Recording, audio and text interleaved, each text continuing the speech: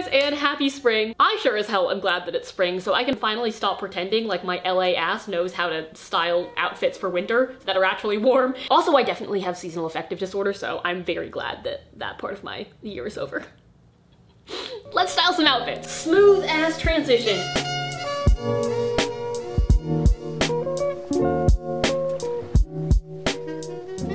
My outfits get a little bit creative later in this video, so I figured I would start out with the dress plain and simple. Since my dress's primary colors are brown and white, I went with some neutral tan accessories to complete the whole neutral color palette. I threw on my trusty picnic fit shoes that I have been wearing to death ever since I started this YouTube channel, and this wood bag that's super aesthetic and only mildly impractical.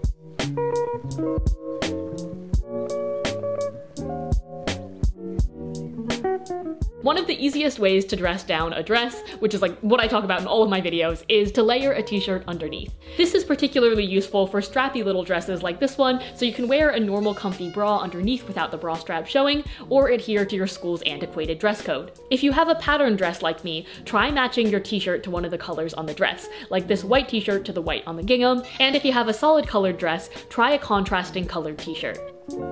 I added my go-to sneakers, which are very long overdue for a wash, and a bag with literally nothing in it because I am aggressively trendy like that, and there you go, a casual look for everyday shenanigans. Next, we're taking a complete 180 and going in the fancy ass direction. This is the fanciest top that I own, and it literally took me like 15 minutes to put on. I look like I'm emerging from the womb, and I also felt like it, although I wouldn't know because my mom had a C-section, so. TMI, why am I? Okay, anyways, this top came with this little modesty panel that's supposed to cover your middle area, but I folded it back so the gingham would peek through. Next, I whipped out my hair, very glamorously, of course, and tied it into a half updo with a hair bow for more fancy French girl. Fancy French girl is what I'm trying to say. Finally, I added shoes with a black cap toe and a black purse to incorporate those black accents throughout the outfit. And now here's the completed look. My dress looks like a skirt, and I look like my millionaire parents bribed my way into college. Emerging once again out of my shirt birth canal, this time I'm turning my dress into a shirt by layering pants on top. I'm folding my dress up a bit so it won't bunch up underneath the pants, and voila, now I have a little dainty cami to juxtapose these masculine structured pants. I needed a way to tie the whole look together, so I added this like fancy person fanny pack that matches the brown in the gingham dress. To complete the masculine vibes, I popped on some matching brown loafers, and now I look ready to talk over you in a boardroom meeting. For real though, I love playing with new silhouettes, and I am very proud of this outfit. I feel like really often I'm just stuck wearing jeans with a t-shirt or a fit and flare dress, like really basic stuff, and I was surprised by how much I love these wide leg pants. They're really comfortable and surprisingly flattering. They make my waist look really small and my booty look not super small, which is nice. So yeah, random promo for wide leg pants, but maybe get out there, get a little adventurous, see if you can thrift some for yourself.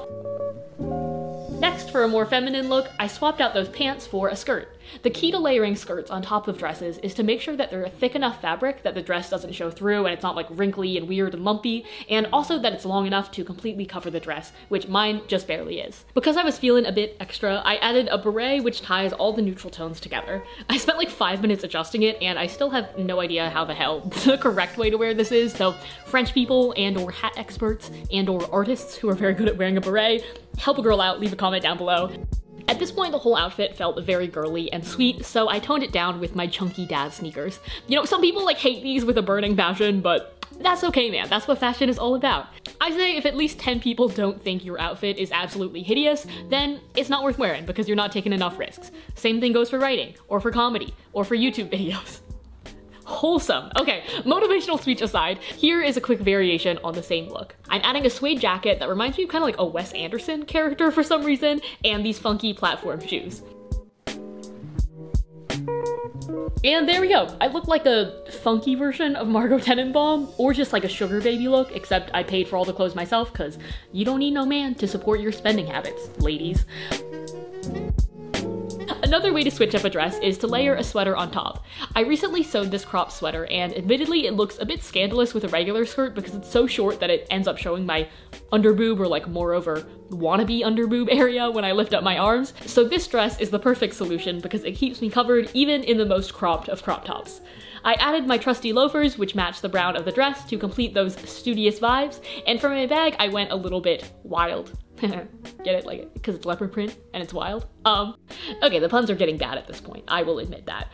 I added this leopard crossbody bag to do a little bit of pattern mixing, and also because the sweater is so chunky and so short, I feel like the outfit looks a little top heavy, so I was in need of some volume on the bottom, which is coincidentally also what David says about my ass. Just kidding, David is very supportive of my body, but I do have to get back to the gym, it's been a while.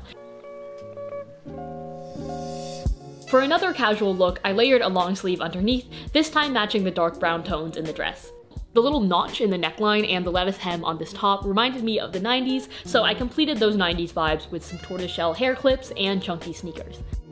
I was quite proud of how color coordinated this outfit is, and it's really wearable for pretty much any occasion. Going to class, grabbing coffee, running errands, or just getting dressed up for no reason and staying in your apartment like I do most often. For spring and summer nights when it gets chilly, I love layering an oversized denim jacket over my dresses. I feel like even if your dress is super try-hard and girly, a denim jacket over it makes it just the right amount of casual. Since the oversized denim jacket kind of reminded me of the 80s, I pulled up my hair into a half updo with a scrunchie to complete those 80s vibes. I call these shoes my Gen M shoes because I've never seen anybody but her wear this style, but I think they add an interesting, put together, almost like southwestern edge to this outfit. And of course, this outfit would also look really good with sneakers or any casual shoes, but I've worn like way too many sneakers in this video so far, so I'm really just trying to change it up. My final look is a bit out there, but at this point I'm really just trying to get creative. I layered a cardigan on top of my dress for a pop of color, but purple and brown aren't really a natural color combination, so to make the outfit more cohesive, I'm turning to my trusty friend, the beret. I bought this huge pack off of Amazon for like $10, and it has pretty much every color in the rainbow, including a purple one that matches my cardigan. To add even more color, I chose this color block bag and then added yellow barrettes to match the strap.